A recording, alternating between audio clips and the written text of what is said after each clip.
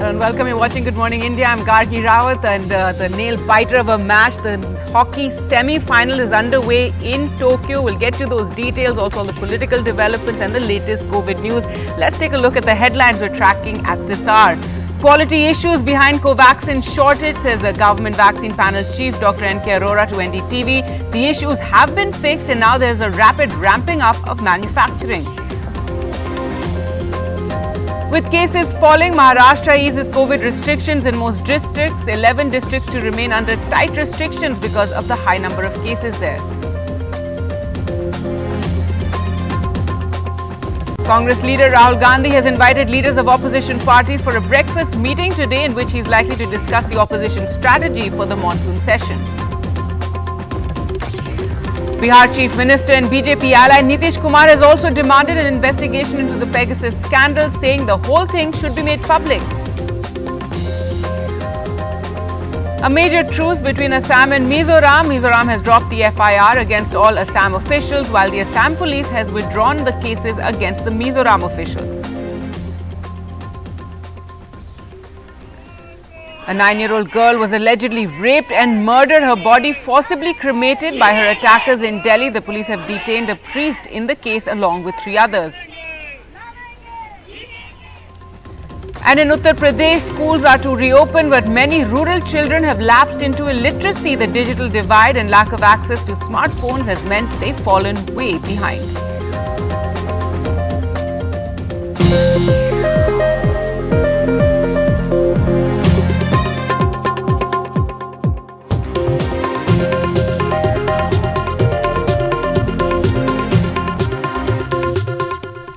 Well, up first, let's take a look at a worrying development on the COVID front. The R factor, which is a key number to watch out for, has crossed 1. It's at 1.01, which is very worrying. It has crossed 1 for the first time since May 7th. Now, the R factor, reproductive rate, indicates the speed at which the COVID infection is spreading in the country. This data point represents the number of people one COVID patient can infect on average.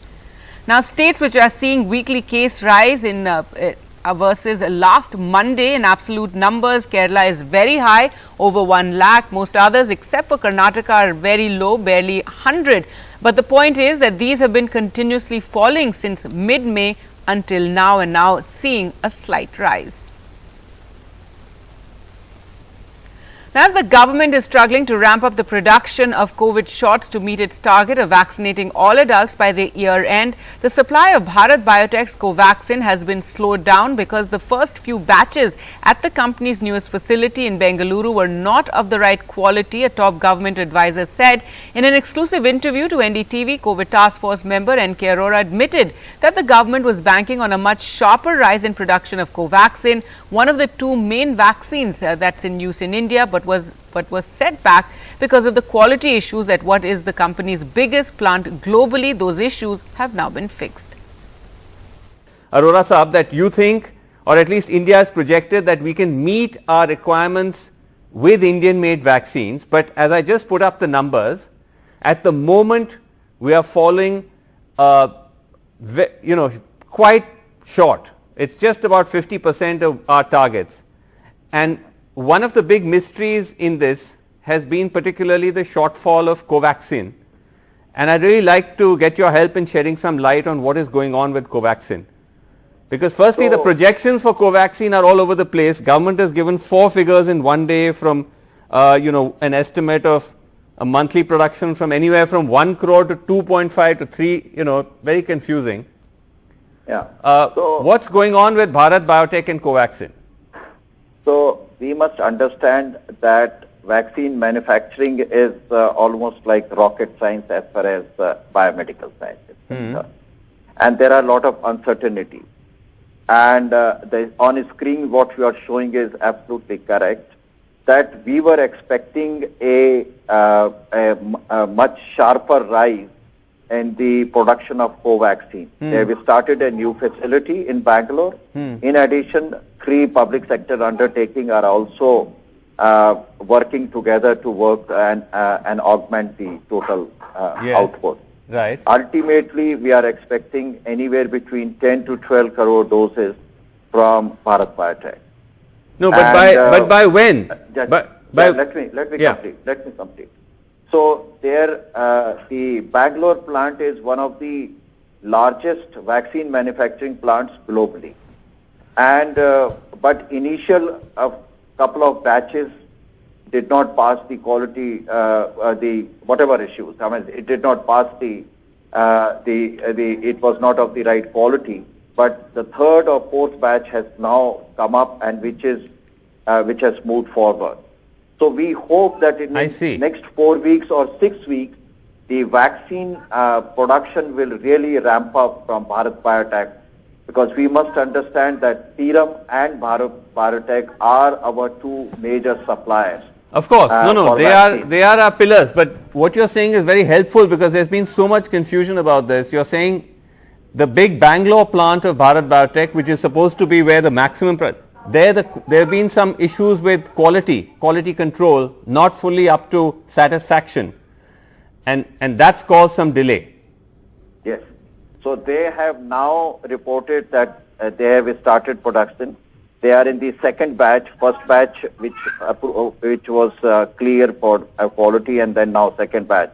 And now a very rapid ramping up of the manufacturing will go up. Now, rapid ramping up is... In the next few weeks, we will have an exponential increase in production from that side. That's what is expected. Okay, that's what I want to understand, because with all respect, we've been hearing this for a long time, that this month it will jump, this month it will jump. We're talking about a jump if you are expecting you need 30 crore doses a month to do a crore a day. At the moment we are only at about 14, 15. Bharat Biotech will literally have to go from 1 or 2 crores to 10 crores. That's a 5 to 6x jump, Dr. Arora. Is that possible? So, yes, I am given to understand that in next few weeks it is possible that they will increase several fold of their current production. Well, news now from Maharashtra, where curbs have been eased in places where the caseload is low. 11 districts, however, remain under the purview of restrictions due to the high caseload. The decision on relaxations from Mumbai city and suburbs, Thane, has been left to local authorities. Apart from these 14 districts, relaxations announced for other places, shops, shopping malls to remain open till 8 p.m. on weekdays and 3 p.m. on Saturdays, public gardens, playgrounds to open up for jogging, exercising, cycling, government and private offices to operate at full capacity with staggered timings. Work from home to continue wherever possible. Gyms, salons, beauty parlors can operate without AC at 50% capacity, and cinema theatres, multiplexes, temples to remain closed. Now, the clinical trial of the vaccine on children is going on so that the vaccine is ready before the outbreak of a third wave, but children are not available for the trial in the Mumbai hospital, where 50 children are needed. Only 5 have registered. A vaccine for children before the third wave has hit a roadblock in Mumbai, with very few children registering. Clinical trial for Zydus Cadila Zycov-D vaccine for the age group of 12 to 17 started from July 13 at Nair Hospital, the first hospital to start testing among children. But of the 50 children needed, only 5 registered and took the first dose. The hospital has set up helplines to clear parents' doubts, yet not many have given their consent for testing. Due to skepticism and lack of awareness, parents are inquiring about the clinical trial, but eventually they don't enroll their children into it. We have got only 5 children at present who have taken the first shot of the vaccine. Parents should be more forthcoming in the trial of Zycov-D. Until the trials are completed, the authorities cannot roll it out for children. कोई studies नहीं हुआ है, उसको बच्चे लोग के ऊपर कैसे दे सकते हैं? ऑलरेडी डरा रहे हैं, बच्चे लोग के ऊपर तीसरा लहर आएगा. ये क्या, कहाँ से हम लोग, ये एस्ट्रोलॉजर है, भगवान है, कैसे उनको पता है कि बच्चे लोग के ऊपर आएगा? About a week ago on July 24th, there were even protests in Dadar in Mumbai against trials on children. This BMC data shows 47,104 children have so far tested positive for COVID in Mumbai. 6.41% of total infected patients in the city were under 19. With Pooja Bharadwaj, Joshua Chin for NDTV. Well, let's shift focus now to the other big story. Across India, schools have begun to reopen. States where physical classes have started so far are Punjab, Maharashtra, Himachal Pradesh, Chhattisgarh, Uttarakhand, Jharkhand, Gujarat, Madhya Pradesh and Telangana. States which will be reopening soon, where schools will be reopening soon, are Andhra Pradesh, that's from 16th August, Uttar Pradesh, senior schools to reopen from the 16th, and in Bihar, schools to reopen from the second week of August. In Goa as well, schools are likely to reopen. Where no decisions have been taken yet is Kerala and Tripura. Now, Delhi government has said it has got an overwhelming response to its plea seeking suggestions from parents, teachers and students on schools reopening. मैंने suggestions मांगे थे लोगों से और करीब 30-35 हज़ार suggestions आए हैं, तो मैं सबको बहुत केयरफुली पढ़वा रहा हूँ कि उसमें क्या क्या सजेशन लोगों ने दिए हैं। बहुत जल्द आपके सामने रखेंगे कि क्या लोग कह रहे हैं और उसके बेस पे कुछ डिसीजन होगा। ट्रेंड अभी तो मैं सारा देखिए, मैंने जो देखा, मैंने खुद भी मेल पढ़ रहा था मैं, तो ऐसा लग रहा था बहुत लोग चाह रहे हैं। Now, the Uttar Pradesh government has announced partial reopening of its schools after Independence Day, but already there's been a significant amount of backlog in the education of children, especially those who go to primary and junior classes in government schools in the state's vast rural area. In many areas, teachers and parents both feel their children are lapsing into illiteracy. Alok Pandey, Prabhat Kumar and Vineet Kumar report.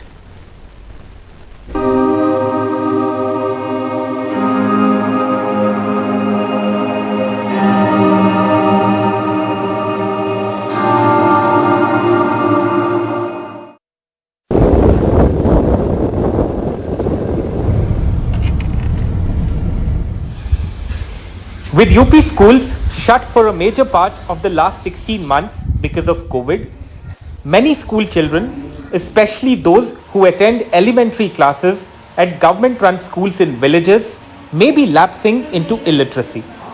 ये जो 16 महीने से school बंद है, उसकी वजह से बच्चों की पढ़ाई पे क्या असर पड़ा? ये है पढ़ो कुछ भी चमन रहा है। अच्छा चलो अगला पन्ना पलटो। ये गांधी जी पे आओ, ये पढ़ दो।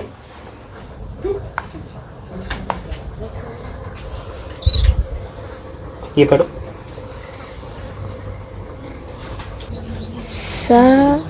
12-year-old Amit Kumar, the son of labourers, one of 8 children, was promoted from class 5 to class 6 recently at this UP government-run primary school in the Akbarpur Khurd village of eastern UP's Bahraich district, but can hardly read Hindi sentences from his class 5 textbook or even attempt elementary mathematics. 9 का लिख के दिखाओ।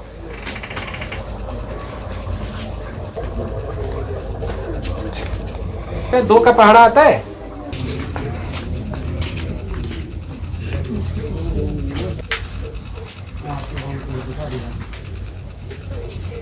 लिखना पढ़ना सीखे थे, जो इस वक्त ये छुट्टी में से भूल गए हैं। हाँ, लिखना पढ़ना तो याद था उनको कुछ। अच्छा। पढ़ रहे थे, फॉरवर्ड हो गए थे, स्कूल जाते थे रोज। ये लड़का कभी हर्जा नहीं करता था। अच्छा। हाँ, टहल रहे हैं इधर उधर।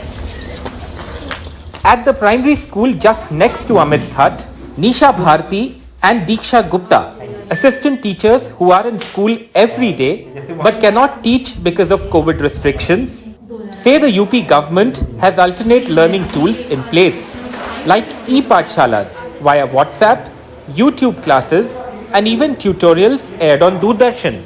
But there is no impact in poor, impoverished villages like this one. Families of just 6 of the 53 enrolled students here have smartphones and just one household has TV. सबसे बड़ी चुनौती तो ये है कि यहाँ पे बच्चों के पास फोन बहुत कम है। फोन है भी तो उनके फोन में रिचार्ज नहीं होता क्योंकि उनके पास इतने पैसे नहीं है। क्लास 1 का बच्चा अगर छोटा लिखने लगे तो ये बहुत बड़ी बात हो जाती है। अब वो बच्चे को हम लोग ऑनलाइन कंटेंट भेज रहे हैं। 5 kilometers away, in the Kaharan Purva Badoli village, a similar story.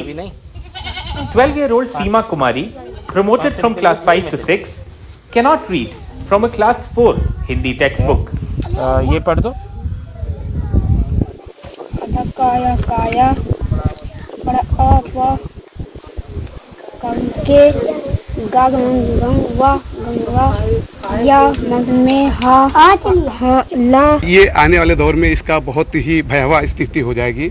ये इन बच्चों का फ्यूचर खराब हो जाएगा। जब ये पढ़ाई नहीं कर पाएंगे, इनकी बुनियाद ही कमजोर रहेगी, आगे ABCD नहीं इनको मालूम है, छोटा बड़ा नहीं मालूम है, पढ़ा नहीं मालूम है, तो आगे ये बच्चे क्या तरक्की करेंगे। 450 kilometers away, at this village in eastern UP's remote Sonbhadra district, the story is no different. For 8-year-old Ankur Gaud, a class 5 government school student, and his sister Lakshmi in class 3. Their parents, marginal farmers who cannot afford smartphones or a TV. यहाँ के parents के पास Android mobile available नहीं है, 2-4 के पास है तो net pack नहीं रहता है। हम गांव में भी गए और ये बात भी जो है हमने जो है उनसे कहा कि कम से कम टीवी के माध्यम से देखें। आजकल ये पाठशाला का जो है आयोजन हो रहा है, लेकिन यहाँ लाइट की समस्या रहती है, लाइट नहीं रहती है। A massive 1.8 crore school children study at 1.5 lakh UP government-run schools between classes 1 to 8. The government has announced a partial reopening of schools for senior classes after August 15. But it's not clear when primary and middle schools will open. Once these schools open up, everyone will keep their fingers crossed that both students and teachers can get an extended run inside these classrooms, so that the glaring gaps in education in the last 2 years can be filled somewhat. With Prabhat Kumar, Salim Siddiqui and camera person Vineet Verma, this is Alok Pandey, NDTV. Now, 51 passengers from Maharashtra and Kerala who came to Karnataka's Mangaluru by trains without an RT-PCR negative certificate have been taken to a temporary quarantine center. Their swabs have been taken and results are awaited. It was night time. Women have been allowed to proceed to their homes and asked to quarantine themselves till COVID test results come. Men have been asked to wait till their results come, and those who test positive will be moved to COVID care centers. Now, the Indian women's hockey team created history and lifted the spirits of the entire nation for the first time ever. They entered the Olympic semi-finals in Rio. They made an Olympic return after 36 years and in just 5 years. Rani Rampal's girls have raised hopes of a podium finish at the Olympics. Now, they stunned the hockey Roos with a lone goal and are set to meet Argentina next.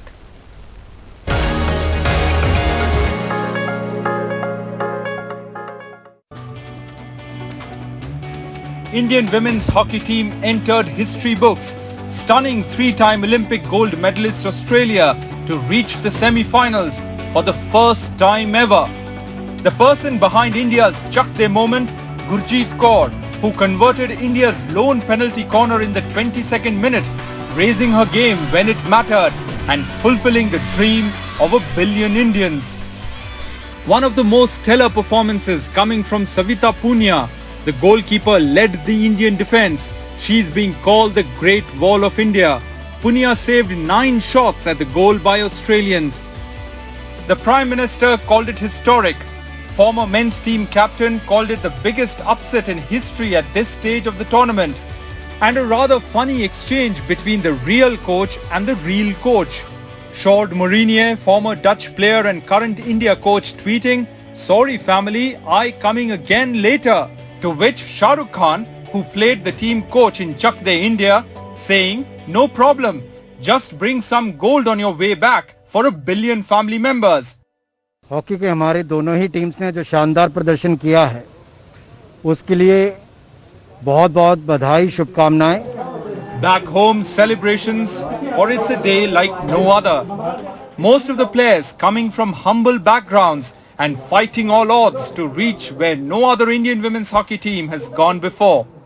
ਸਾਨੂੰ ਬਹੁਤ ਖੁਸ਼ੀ ਦਾ ਮਾਹੌਲ TV ਦੇ ਵਿੱਚ programme ਆਉਂਦੇ ਉਹਦੇ ਵਿੱਚ ਦੇਖ ਕੇ ਸਾਨੂੰ ਪਤਾ ਲੱਗ ਗਿਆ ਵੀ ਗੁਰਜੀਤ ਕੌਰ ਜਿੱਤ ਗਈ। ਕਿਸ ਤਰ੍ਹਾਂ ਮਹਿਸੂਸ ਹੋ ਰਿਹਾ ਜੀ? ਬਹੁਤ ਵਧੀਆ ਜੀ। ਖੁਸ਼ੀਆਂ ਜੀ ਇੰਨੇ ਪਛੜੇ ਇਲਾਕੇ ਦੇ ਵਿੱਚੋਂ ਜਿੱਥੇ ਬੱਸ ਵੀ ਨਹੀਂ ਆਉਂਦੀ ਜਾਂਦੀ ਤੇ ਇਸ ਪਰਿਵਾਰ ਨੇ ਆਪਣੇ ਮੋਟਰਸਾਈਕਲ ਤੇ ਮੀਂਹ 'ਚ ਹਨੇਰੀ 'ਚ ਧੀ ਨੂੰ ਅੰਮ੍ਰਿਤਸਰ ਤੱਕ ਪਹੁੰਚਾਉਂਦੇ ਰਹੇ, ਖੇਡਣ ਵਾਸਤੇ ਭੇਜਦੇ ਰਹੇ। Celebrations also at Captain Rani Rampal's house. The team's talismanic leader is a cart puller's daughter who began playing with a broken hockey stick as her family couldn't afford a new one. She told Humans of Bombay, an online platform, that her father used to earn 80 rupees a day. अपना भी नाम रोशन किया और सारी India की नाम रोशन किया उसने। तो सबकी बेटियां ऐसे करें। They are the giant killers who march on, undaunted, to take on Argentina in the semis on Wednesday. A win there will not only take them to the summit clash, but also ensure India an Olympic medal in women's hockey, something that's never happened before. NNDTV Bureau Report. And the Odisha Chief Minister Naveen Patnaik cheered the India's hockey win. Odisha sponsored both the hockey teams. Congratulations, India. What a terrific game our women's hockey team played against Australia. Keep it up. The best of luck. With that, time for us to slip into a short break. More news on the other side. The latest between Assam and Mizoram. Stay with us.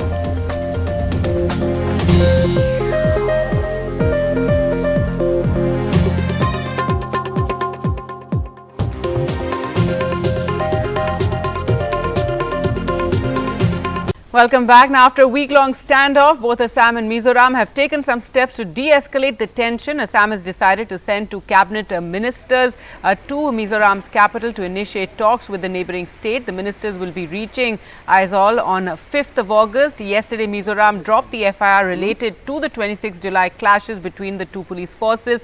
Assam has in turn dropped the name of Mizoram's Rajya Sabha MP and two top officials from its investigation. However, the movement of goods-laden trucks to Mizoram has not yet started. Well, let's go across to Ratnadeep now for more. And Ratnadeep, so welcome news, a major de-escalation, and what more steps are expected?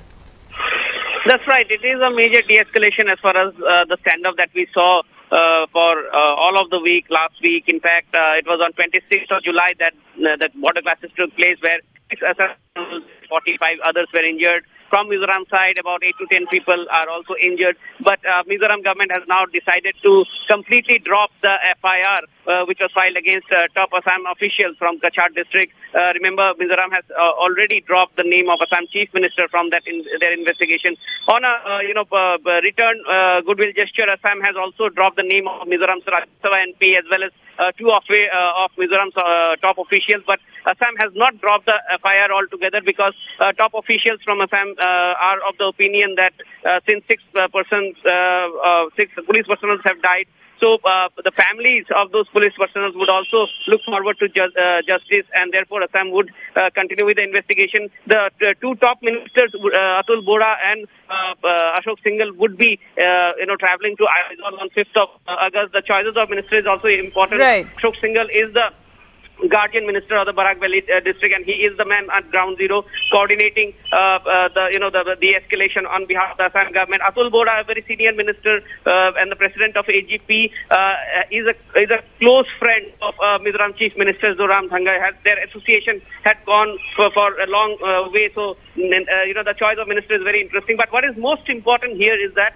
even though de-escalation measures are being taken, but at ground zero, the road transport to Mizoram has not opened up, and therefore Mizoram government had once again returned to center. In fact, Mizoram Health Minister has returned to center to Union Home Minister Amit Shah, saying that even essentials like COVID testing kits, COVID medicines, and other COVID-related equipments are not reaching Aizawl. So, Mizoram government has sent a SOS message to Assam, saying that please take initiative so that the trucks stranded on the Assam side of the border can start their movement without any law and order situation, and Mizoram is assured that all right, Ratnadeep, thanks so much for joining us there with the very latest.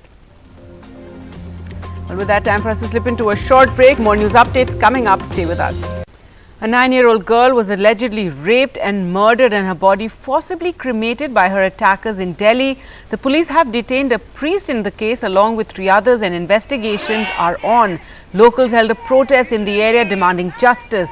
Now, the child from an economically backward family lived with her parents in the Delhi cantonment area close to the crematorium.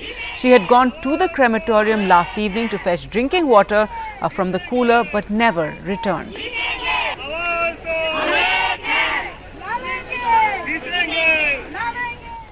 In other news, the Lucknow police have filed a case against a woman who was seen assaulting a cab driver and at least one other person following an altercation at a busy traffic junction in the city. Videos of the assault have been doing the rounds on social media, fueling demands for her arrest. On Twitter, in fact, the hashtag Arrest Lucknow Girl was trending.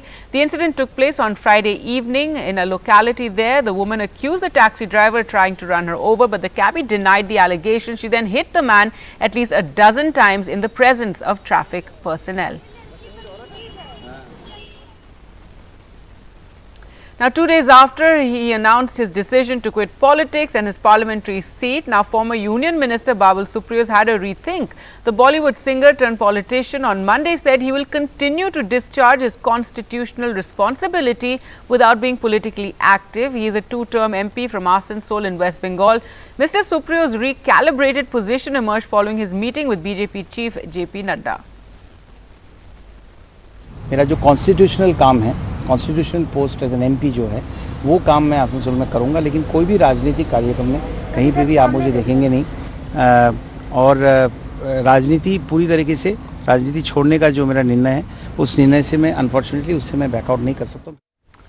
Prime Minister Narendra Modi on Monday launched e-Rupee, the government's digital payment solution. It's a cashless and contactless instrument that's based on QR code or SMS-based e-voucher, which is delivered to cell phones of the beneficiaries.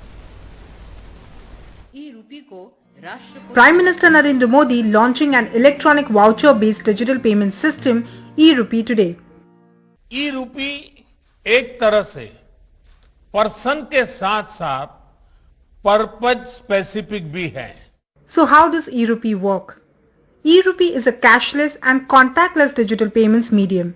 It is delivered to mobile phones of beneficiaries in the form of an SMS or a QR code. It is like a prepaid redeemable gift voucher that does not need credit or debit cards, nor a mobile app or internet banking. Beneficiaries will be identified using the mobile number or voucher allotted by the bank. It can be used for government schemes, and private employers can also use it for various employee welfare schemes. e-Rupee is developed by the National Payments Corporation of India, and the government hopes it will serve India's increasing appetite for digital currency in the future. In Mumbai, this is Purva Chitnis for NDTV.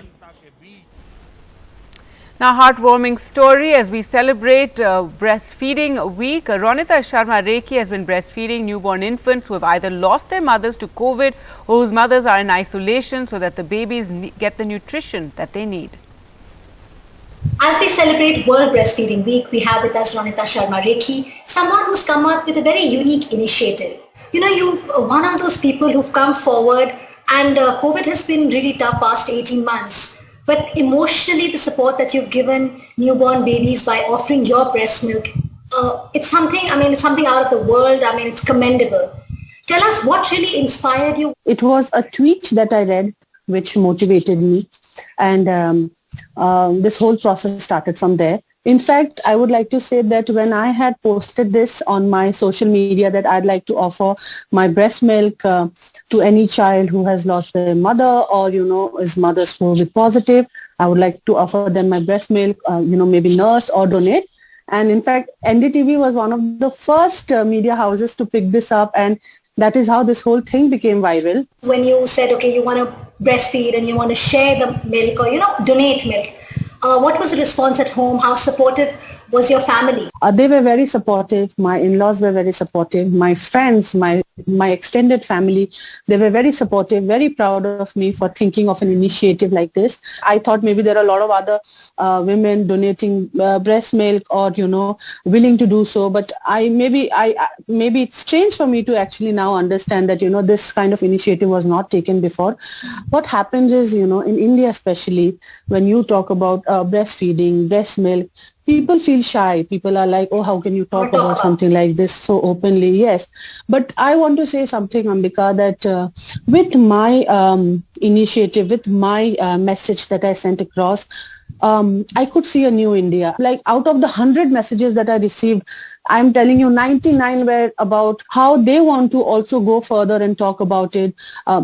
In fact, a lot of boys, a lot of husbands, who are messaging me and saying, we would like to encourage our wives to do this, because it is a very natural process. It is nature. It is natural. It is like you and I eating food. A baby needs their food, which is breast milk. So would you like to give a message, to all the mothers who can breastfeed, or even those who can't? Any message for them?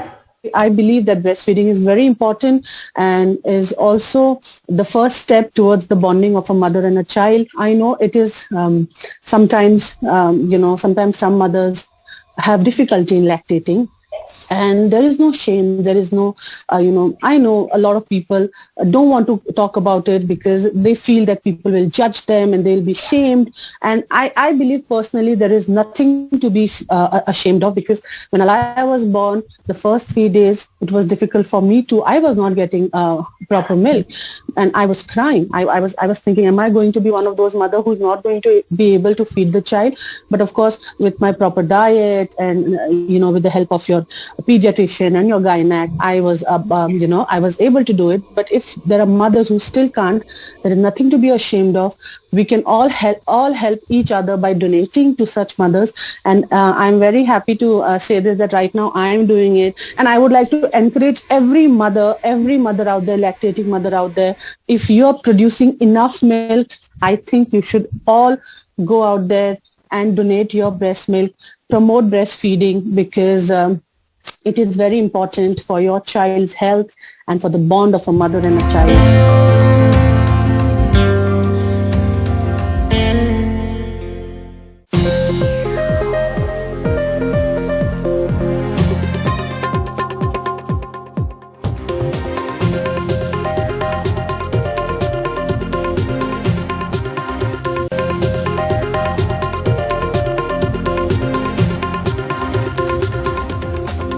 Welcome back. As the government struggles to ramp up the production of COVID shots to meet its target of vaccinating all adults by the year end, the supply of Bharat Biotech's Covaxin has been slowed down because the first few batches at the company's newest facility in Bengaluru were not of the right quality, a top government advisor has said.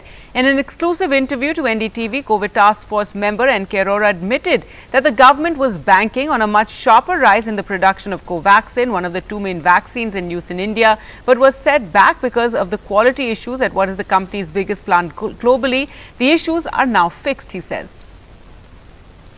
Arora Saab, that you think, or at least India has projected, that we can meet our requirements with Indian-made vaccines, but as I just put up the numbers, at the moment we are falling, quite short. It's just about 50% of our targets. And one of the big mysteries in this has been particularly the shortfall of Covaxin.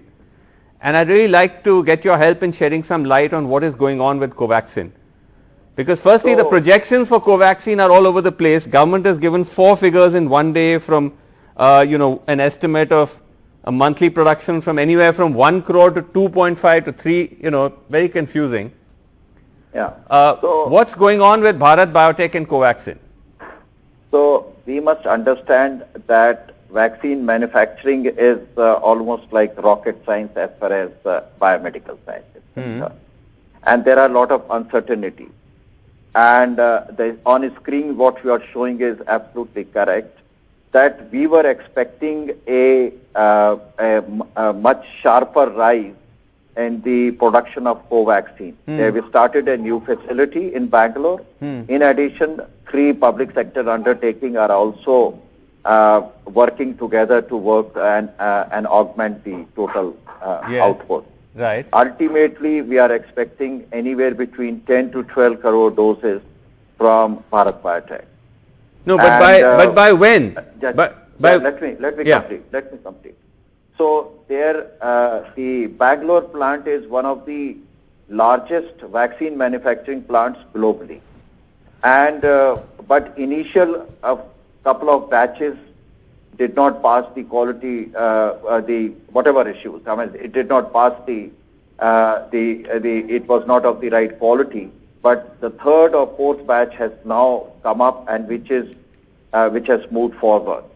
So we hope that in the next 4 weeks or 6 weeks, the vaccine production will really ramp up from Bharat Biotech, because we must understand that Serum and Bharat Biotech are our two major suppliers. Of course, they are our pillars. But what you're saying is very helpful, because there's been so much confusion about this. You're saying the big Bangalore plant of Bharat Biotech, which is supposed to be where the maximum, there have been some issues with quality control, not fully up to satisfaction, and that's caused some delay. Yes. So they have now reported that they have started production. They are in the second batch. First batch, which was clear for quality, and all right, breaking news coming in, and heartbreak for India, as India have lost the men's hockey semi-final. We've lost 5-2 to Belgium. Belgium winning that match 2-5, and remember, India was hoping to win this match today, but we will now play for the bronze. We lost the semi-final, but the men's hockey team will now play for the bronze. Now Belgium took the lead in the final quarter, where India and Belgium were 2-2, and they took the lead in the final quarter, scoring the third through a penalty corner. India started strongly as they ended the first quarter on a high, then they turned it around with 2 goals after conceding early in the first quarter.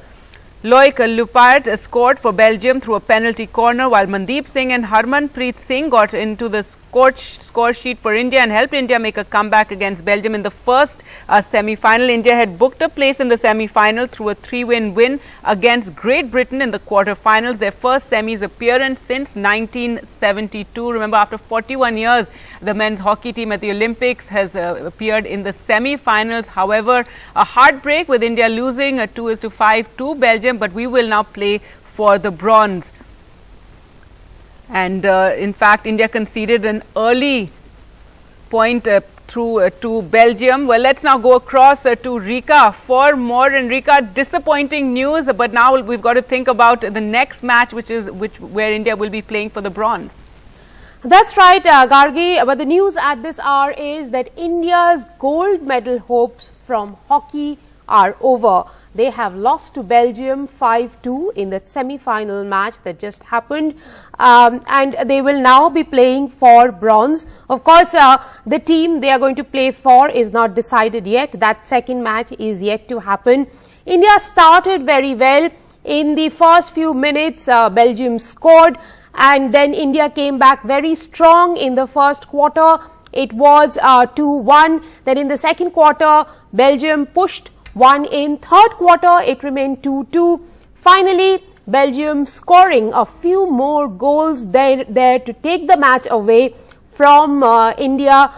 A flurry of goals towards the end, and there were penalty corners after penalty corners, and all the 50-50 decisions perhaps going against India today. And India's defense, though in the beginning it was very good, but towards the end it looked quite weak, and even Srijesh had to be taken off. So the last goal that was scored was when Srijesh was not in the goal, and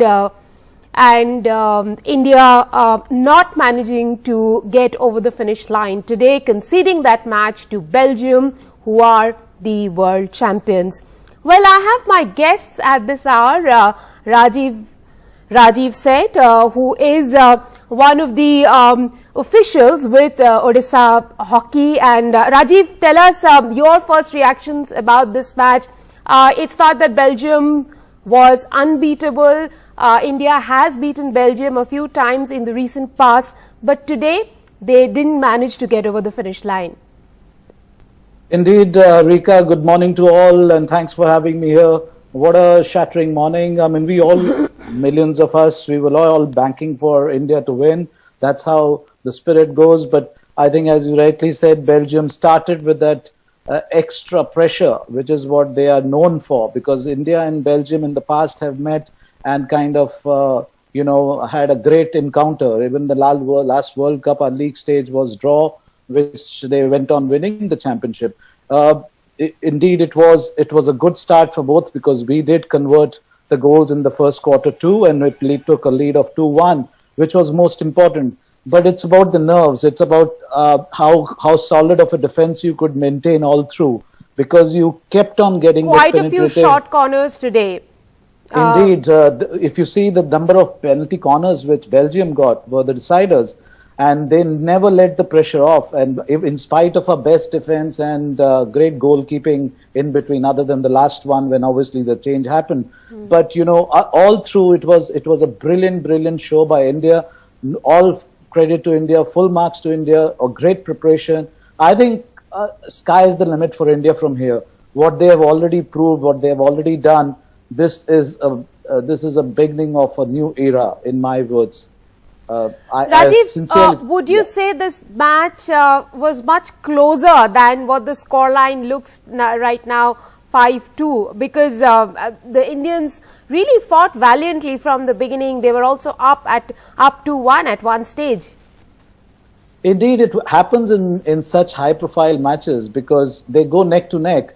But when the leash opens, you can concede 2-3 goals in no time, and that's what we have seen with many other games also.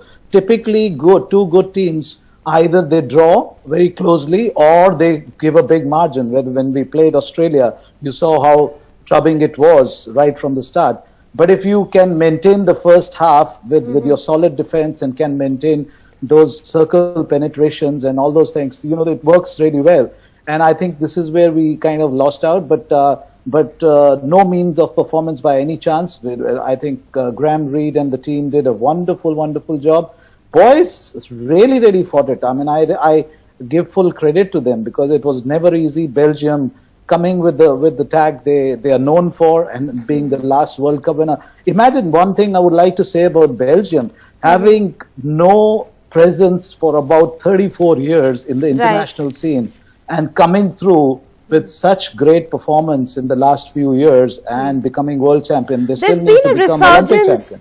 There's been a resurgence in sports in Belgium. It's not just hockey, but several other sports like shooting, athletics, football. They're doing very well in. Would you say that there's something right being done in the Belgium scheme of things for them to give this kind of result, not just in hockey, but across sports? Indeed, if in the Olympics, this has been the Olympics for Belgium in many ways. You're absolutely right. And you see in all major sports where the Americans or the Chinese were dominating, that's where Belgium have shown. I am very surprised with Italy also. You know, so these are the nations who are really building up their sports policies and their infrastructures, and I mean, they always were good in that. And I must also tell about India. India is going through a great transformation in sports. The kind of infrastructure which we are building now, we probably are well on target for 2024, 2028. And this is how we should take all the positives from this Olympics. I mean, obviously we expected more in terms of a medal tally, but the way our athletes have performed and they have prepared in these COVID times, I think full kudos to them. And Indian hockey team, men's team, a big thumbs up from my side for the entire state of Odisha and from Odisha Naval Tata Hockey High Performance Center.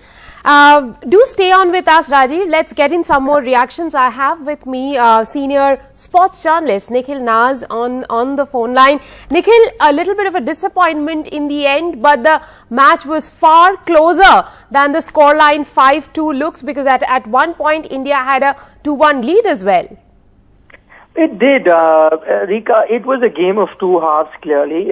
If you take the first two quarters, it did look like a very close contest, especially those 2 minutes where India really turned it around to be leading 2-1. But I think you'd have to say the second half, Belgium were clearly the more dominant team. I would have to agree that 5-2 may not be a fair scoreline, but you'd have to take it as 4-2, because at the end, you know, they took Srijesh off, which is a normal tactic by most teams, because if you lose 4-2 or 5-2, doesn't matter. India really needed, 11 outfield players to get those 2 goals in the last couple of minutes, and then ended up conceding that goal.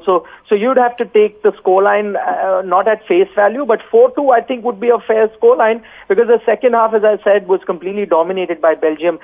You knew that India were going to concede. If you were going to concede so many penalty corners, one after the other, you were going to go down. And with someone like Hendricks, who's outstanding, and he's, in many parlance, absolutely. He's, I think, got 13 for the tournament. Just tells you how successful he's been with penalty corners. Many call him the Sohail Abbas of the current generation. That just kind of tells you the kind of impact that he has on the game. And it did, show at that time when India were conceding. I think where India really went wrong, and this is exactly what they did against Great Britain too, was they were leading. They did employ that strategy of playing, counter-attacking hockey instead of high-press hockey, which they usually play. But once they take a lead, they go into the counter-attacking mode, wherein you have most players, defending and then waiting for that counter to score. It worked in the quarterfinals against Great Britain, but unfortunately it did not work against Belgium. Could that be a thing that they're going to rue in the long run? That's something for the team now to be discussing. But I think this also would be too early to do any sort of post-mortem, considering. Nikhil, I really have to ask you, though there were many penalty corners today, but would you say India is a tad bit unlucky today because most of the 50-50 decisions going against India? A couple of them you could say, Rika, that penalty stroke was, I think, a 50-50. One, I think they did take a look at whether Srijesh was behind or not, and that was, iffy. But the other thing I think where the TV umpire could have looked at is whether the ball was really heading towards the goal or not. I think that is something that they didn't look at. Again, as you said, it's a 50-50 sort of decision. A couple of more penalty corner, but unfortunately India had lost their referral, so they couldn't go back to it.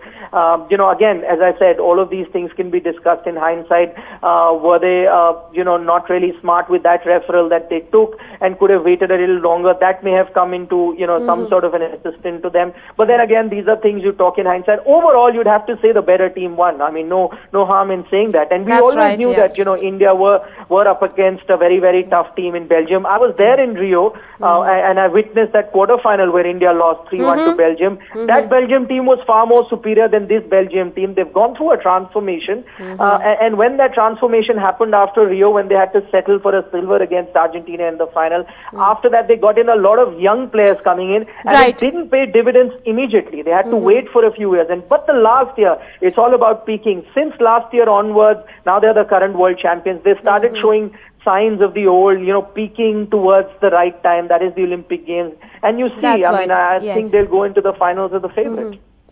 Nikhil, do stay on with me. Rajiv, please stay on. We'll go into a very short break on the show. When we come back, we'll discuss more about Indian hockey and the fact that India has gone down 5-2 to Belgium in the semi-final of the Tokyo Olympic Games. But not to lose heart, because they can still play for the bronze medal.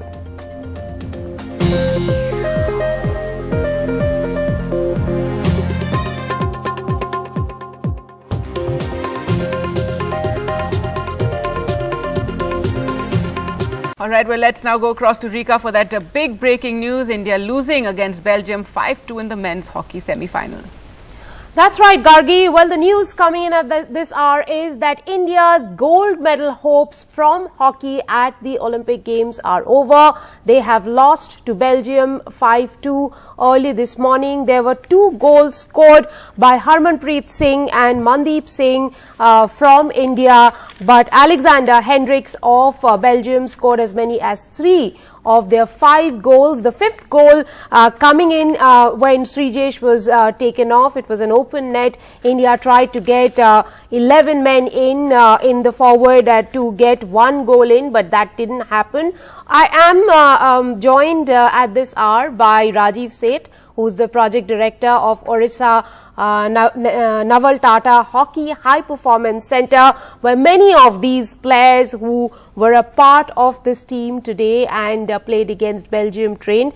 Let me go back to Rajiv. Rajiv, you've seen most of them training at the academy. Tell us, according to you, what are really the strengths and weaknesses of this side? See, the Indian team this has been the home ground for Indian team in many ways, because the way Odisha is, providing the infrastructure for the for the Indian team, for the Hockey India, the calendar. And they've been training here, and we are very fortunate as an academy to kind of learn from them, because we are grooming youngsters for tomorrow. That's what is the objective, and with the Honorable CM Shri Naveen Patnaik's vision that the state produces enough talent for Olympics in the time to come. This is just a good beginning, and I feel this is the step in the right direction, and which most states are also coming forward now to work towards it. And the preparation for Indian team, I can say, has been top class. They prepared in Bangalore before leaving for Tokyo, and they've had international match exposures also before the event. I think it has been very well planned calendar for the Indian team. The preparation has been absolutely spot on, and that's what the results you see there, reaching to this far. I mean, as I said, when you are in the knockout. Rajiv, let's talk a little bit about today's game. It started at a hectic pace and it was very hot and humid in Tokyo. The pace slowed down, and then in the end, once again, a flurry of goals. Would you say that the Indians did not manage to keep up with the intensity of the game? In fact, if you ask me, I was of an opinion that we had the advantage of coming from from the country which kind of relates to that temperature, and these Western world countries were struggling to it. It's all about the tactical moves, the strategies, which makes the one thing which this Indian team has shown all of us is the strength and the speed, which is what was missing all this while. They always had the skill for the Astra, but the speed and the tenacity and the strength was something which was not up to that mark. It was pretty good, but not at to the top level. And this is what they have kind of managed. Today, as Nikhil also mentioned, that it was kind of a progressive beyond kind of first quarter to first half. Right. We tend to be more defensive than in the counter attack, which is also very important. When you play a top team, you need to maintain the counter pressure, because that's where releases your tension too on the defense. So these are the factors. Let's also get in some more reactions, Rajiv. Rajbir Kaur, former women's hockey team captain, I have on the phone line with me. Rajbir, your first reactions, please. Actually, Rika, हमें पता ही था कि हमें उनको penalty corner नहीं देने चाहिए, क्योंकि एवरीवन नोज के उसका पेनल्टी कॉर्नर बहुत अच्छा है, क्योंकि उसकी पूरे ओलंपिक्स में ये उसकी थर्ड हैट्रिक हो गई है.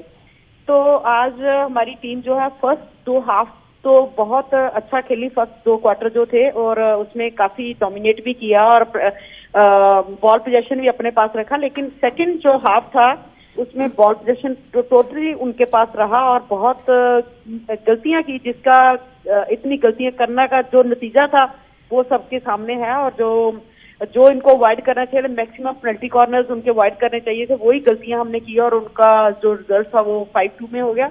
और लास्ट में हमें समझ नहीं आया कि अगर हमारे 10 प्लेयर्स ने नहीं कुछ किया तो 11वां प्लेयर जो है वो आके क्या करेगा, क्यों गोल पोस्ट खाली छोड़ने का कोई मतलब नहीं बनता. 2 मिनट रहते, 2 मिनट में जिसके वजह से 5th गोल हो गया था.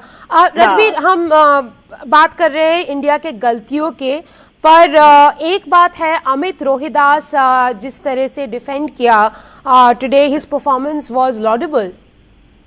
बिल्कुल आपकी बात ठीक है, उसकी डिफेंस काफी उसने अच्छा किया, लेकिन आई डोंट नो कि इंडिया की स्ट्रेटजी क्या है, क्योंकि वो लड़का जो सिमरनदीप था काफी अच्छा 2 मैच उसने खेले और आज उसको 16 में नहीं रखा. और जब मैच शुरू हुआ तभी हमने देखा कि वो लड़का बीच में नहीं है, क्योंकि पहले भी जब ये लोग हारे थे तभी वो नहीं था, जिस दिन 7-1 से हारे, और उसके बाद इन्होंने उसको 16 में ले लिया. आज फिर वो बाहर था. इतनी अच्छी परफॉर्मेंस देने के बाद मतलब आई डोंट नो कि इनकी कोचेस की स्ट्रेटजी क्या है, लेकिन आज जो टीम है अपनी अप टू द मार्क नहीं खेली. और मेरे को लगता है वो हर चीज में, स्ट्रेंथ में, स्पीड में, हर चीज उन्होंने आज अपनी बेल्जियम में दिखाई. और Rajbir, do stay on with me. Rajiv, stay on with me. I also have G. Rajaraman, senior sports journalist, with me on the line. Raja, where do you think India today, was lacking, which is why they couldn't beat Belgium? It's not that Belgium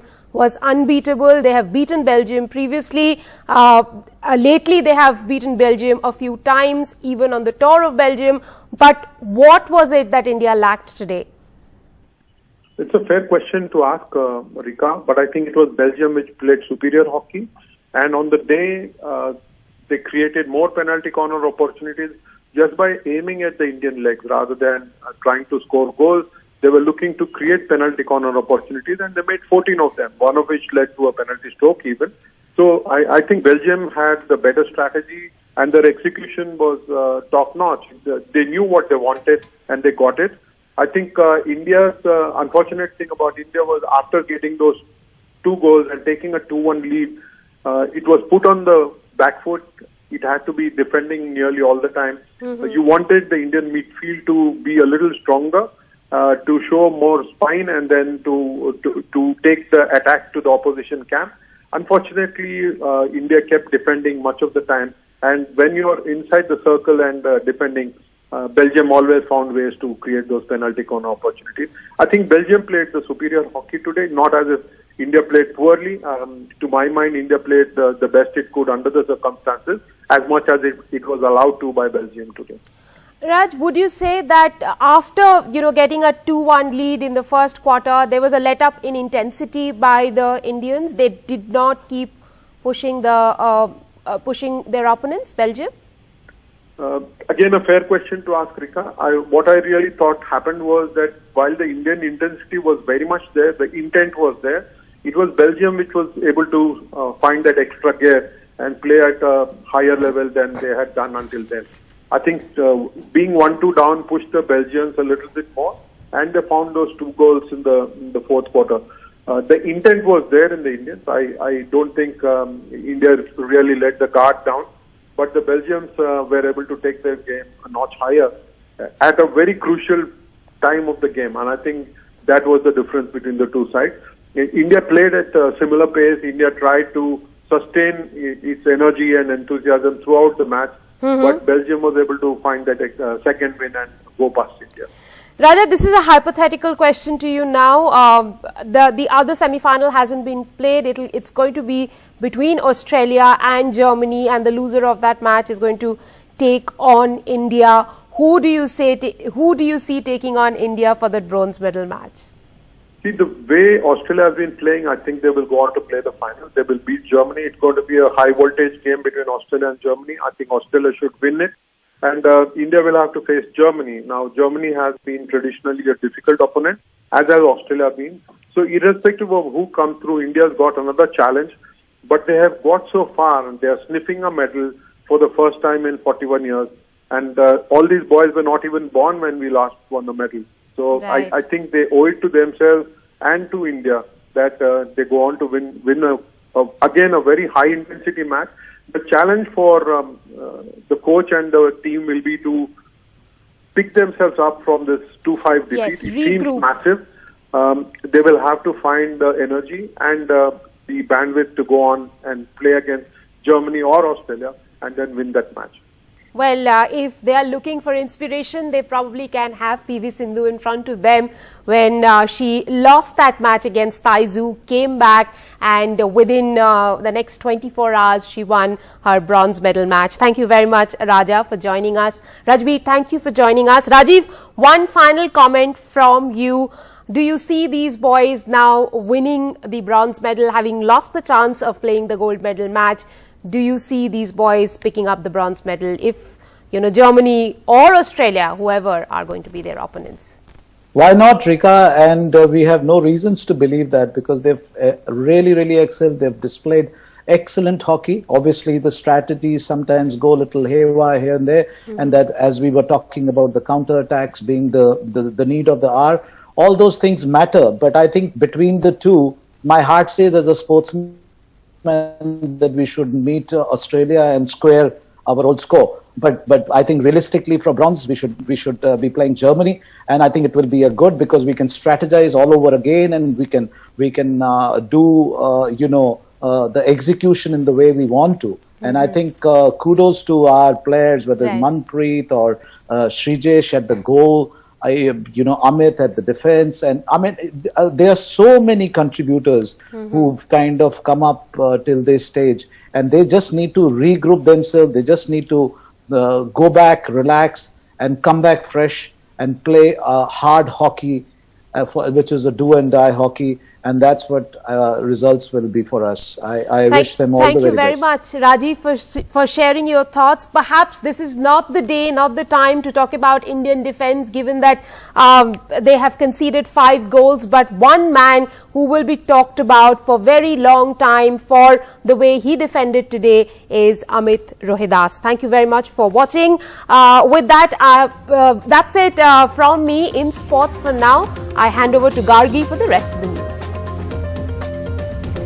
Thanks so much for that, Rika. Well, with that, time for us to slip into a short break. More news on the other side. We'll get you all the political developments. Stay with us.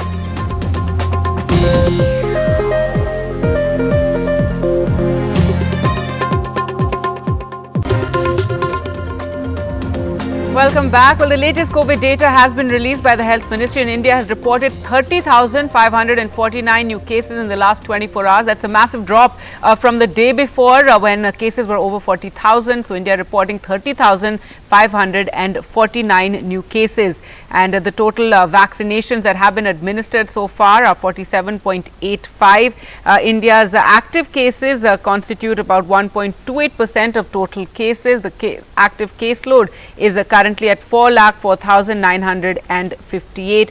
The daily positivity rate is at 1.85%, remaining below 5%. Well, let's go across to Meher for more. And Meher, so good news there with the cases falling quite drastically from the day before. Exactly, Gargi. It's almost 10,000 cases lower than yesterday, which is very substantial. Even the daily positivity rate has gone down. The positivity rate is now at 1.85%. For the past few weeks, it had been above 2%. Now, the fact that it's fallen below while testing has actually gone up is substantial. It is the beginning of the week, so there is room for error, but because this is a massive gap, it's something to consider as well. Overall, usually on Sundays we see that testing has dropped, and that's why usually on Mondays, we report like lower cases, and that's been something of a pattern for quite some time. Exactly. Early on in the week, the case number is not actually always accurate.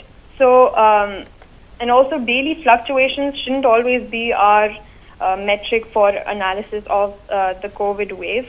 We know that generally cases have been rising. The R value across India has been over 1, which means the cases should be increasing. So this may be a data anomaly, something to consider, something to ask about when the press conference comes up later. All right, Meher, thanks so much for joining us with that. In fact, let's now take a look at a key number that a lot of experts watch very, very closely, and that is the R factor or the R number, and it's crossed 1, which is a worry. It's at 1.01. It's crossed 1 for the first time since May 7. Now, R factor indicates the speed at which the COVID infection is spreading in the country, and this data point represents the number of people one COVID patient can infect on an average, and it crossing 1 is something that is raising a lot of worries. Now, states which are seeing weekly cases rising versus last week in absolute numbers, Kerala is very high, over 1 lakh.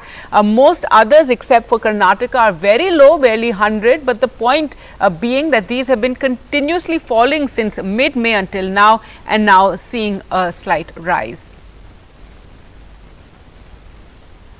All right, the big political story this morning, Congress leader Rahul Gandhi has invited leaders of opposition parties for a breakfast meeting today at the Constitution Club, where they're likely to discuss the strategy for the monsoon session at a time when Parliament is seeing a deadlock, with the opposition demanding a probe into the Pegasus spying scandal. Let's go across to Sunil for more on this. And Sunil, the Trinamool Congress has also said they will attend.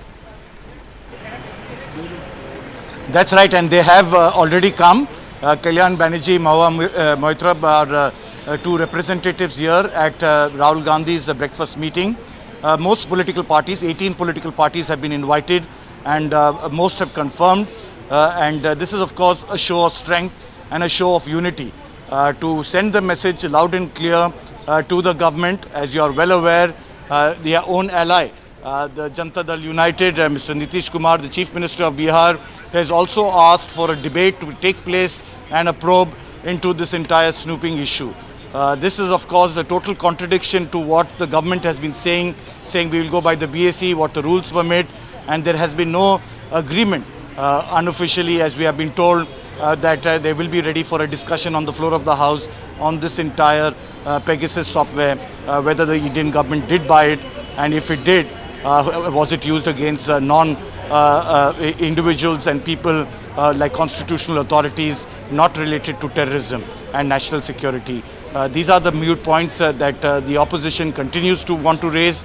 They want to put the pressure on that government, and as we speak you can see more and more leaders coming in for this breakfast meeting to really send a message of absolute unity amongst the opposition, from the Congress to the DMK to the Trinamool Congress.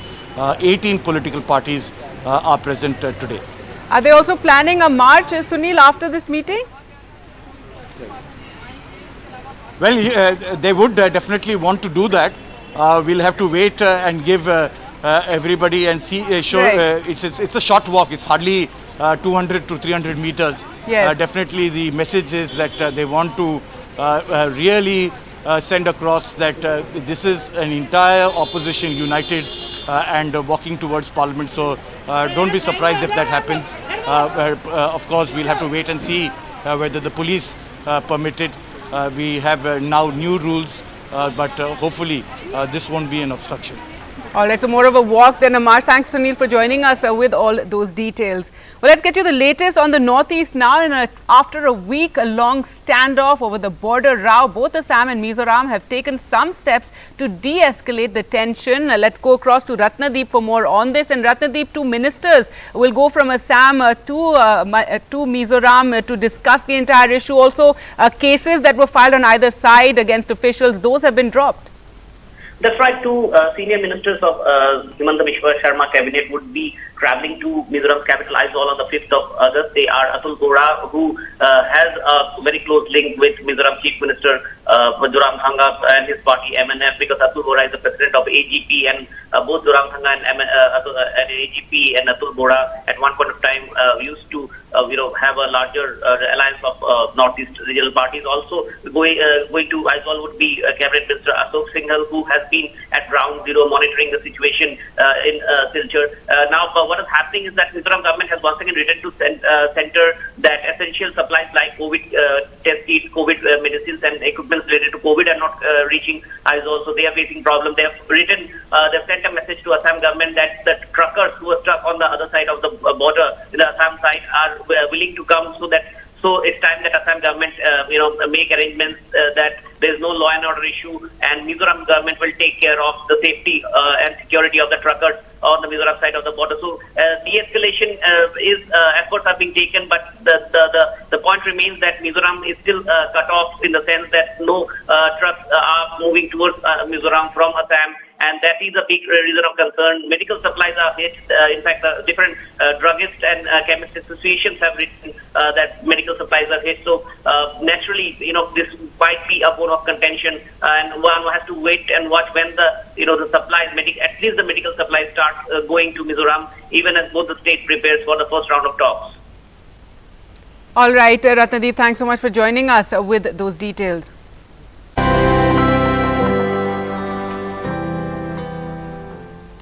Now for our campaign, Vaccinate India, in partnership with Google, where we bring you questions that all of you frequently look up online, questions that you Google about vaccines, about coronavirus. And to answer those questions, we're now joined by Dr. Shailesh Jain, Director, Department of Lungs Transplant and Chairman, Universal Hospital, Delhi. Thank you so much, Doctor, for joining us on the program. And one of the questions people often ask, especially since now the vaccination drive is on in full swing, is how long does it take to develop immunity after a COVID vaccine? You have to understand this. If after the first dose of the vaccine, the person immunity is 80 to 35%, and after the doubly dose of vaccination, it means when you have taken the both doses of the vaccination, It takes 21 days after the second dose, your antibody will reach at the level of the peak after 21 days to 28 days. But you have to understand that vaccine is offering a way to transition out of this orbit of COVID-19. I have encountered daily so many questions about the safety and efficacy of this vaccine. Is this vaccine effective against the variant? Is there some side effect, different side effect between men and women? So we have to consider this, that COVID-19 vaccine is developed using the science which has been used for the decades. It has been not experimental. They went through all the required stages at the clinical trial, and it is very, very effective as of now. Right, doctor. One of the things that people also, ask about is about breakthrough infections, how people are getting COVID even after getting both the vaccine doses. And so what would you say about that? Because what you and doctors have been emphasizing is how, that the effect of it or the illness is a lot milder. Yeah, you have to understand that vaccine is not giving the guarantee to immune from the disease. Vaccine is giving you the guarantee from the hospitalization, from the ICU admission, and from the mortality. First thing. Second thing, you have to understand one more thing, that vaccine shelf life is also important, because we have seen in the second wave also, lot of doctors has been expired even after taking the both doses of the vaccine. So there are some perception in some patients we are seeing is that proper antibody is not forming even after 28 days, and research is going on all over the world to look after this matter. Right, and people also are comparing vaccines and efficacy levels, and we know abroad you have the Moderna, Pfizer vaccines that are considered the modern vaccines and provide over 90% efficacy, and worries about, as you said, the variant as well, how effective it is against the variant. We have to consider it that at present we are in the era of Delta plus variant. Even Pfizer and Moderna is effective at 60 to 70% in Delta plus variant, because Delta plus variant has the same mutant which has created the catastrophe in the South Africa as a beta virus.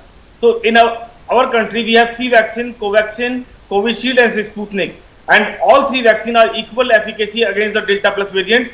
At present efficacy against the virus is around 65 to 75% in our country.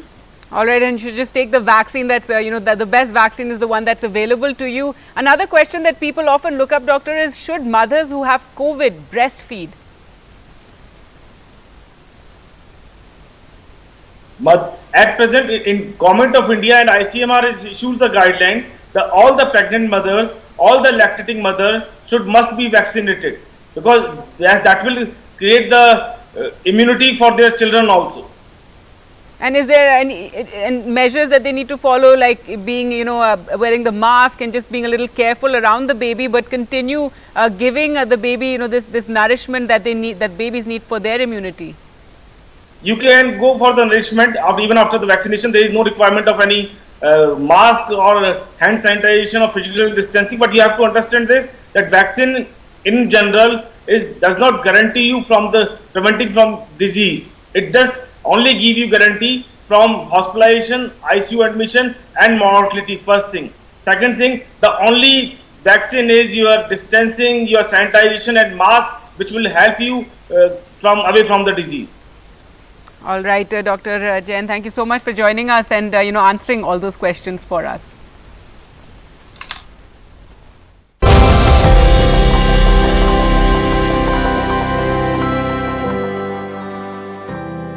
Welcome back. News from Maharashtra now, where curbs have been eased. That's COVID curbs, where caseloads are low in those particular districts. 11 districts, however, remain under strict restrictions due to a high caseload there. And so far, decision on relaxations for Mumbai and suburbs Thane have been left to the local authorities. Let's go across to Purva for more on this. And Purva, so what does this mean? And Mumbaikas really waiting for the locals, the local trains to be permitted? Yes, that's right. In fact, let's first talk about Maharashtra and the relaxations that come in for Maharashtra. In Maharashtra now, except for those 11 districts where the caseload is higher, and those districts are Pune, Kolhapur, Satara, Sangli, Ratnagiri, Sindhudurg, Raigad. So such 11 districts, except for those 11 districts, rest of the state districts will have some relaxations, like the shops which were given permission to open till 4 o'clock in the evening, that has been extended till 8 o'clock on weekdays, and on Saturdays and Sunday, which was closed for shops. Now, shops and establishments, including malls, will be given permission to remain open on Saturday till 3 p.m. However, Sunday is still closed. Then your gyms, salons and spas, those kind of establishments will also remain open on Saturday. This timing would be same on weekdays till 8 p.m. and Saturdays till 3 p.m. Sundays again closed. And as far as Mumbai and Mumbai suburban and Thane districts are concerned, it was up to the local administrations, the local municipal corporations to decide for these districts. And the BMC also late night released its guidelines saying that in Mumbai, the shops will remain open till 10 p.m. Instead of an 8 p.m. Guideline for the state, the Mumbai corporation decided that they will allow the shops to remain open till 10 p.m. on all days. Now, that is something that is a big relief for all shop owners and association which have been demanding that, the shops should remain open for longer hours. However, as far as restaurants are concerned, then restaurants across the state will remain open only till 4 p.m., which is what the guidelines are so far. But as far as Mumbai is concerned, they have allowed restaurants to remain open even on a Saturday and Sunday, but till 4 p.m. only. And as far as Mumbai local train is concerned, well, there is no decision absolutely as far as the local trains are concerned, and commuters and people have been demanding that those who have been vaccinated for at least 2 doses, they need to be allowed to board the local trains. Now, that decision has not been taken yet.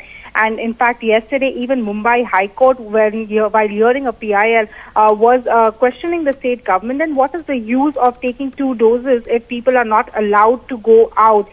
So that decision has not been taken, but offices are allowed to function fully. So there will be some inconvenience still for Mumbaikars as far as local trains is concerned, but as far as shops and establishments are concerned, well, they demanded that their shops to remain open for longer, and that has been given. All right, Purva, thanks so much for joining us with all those details. News now from Delhi. And a 9-year-old girl was allegedly raped and murdered, and then her body forcibly cremated by her attackers. The police have detained a priest in the case along with 3 others, and investigations are underway. Locals held a protest yesterday in the area demanding justice. Now, the child from an economically backward family lived with her parents in the Delhi cantonment area close to a crematorium. She had gone to the crematorium last night to fetch drinking water from the cooler there, but then never returned. News now from Lucknow, where the police have filed a case against a woman who was seen assaulting a cab driver and at least one other person following an altercation at a busy traffic junction. Videos of the assault have been doing the rounds on social media, fueling a demand for her arrest. On Twitter, hashtag arrest Lucknow girl has been trending. The incident took place on Friday. The woman accused the taxi driver of trying to run her over, but the cabbie denied the allegations. Then she hit the man at least a dozen times in the presence of the traffic personnel, and she continued with the assault even as the driver sought help from onlookers to call the police. He said that she damaged his mobile phone as well.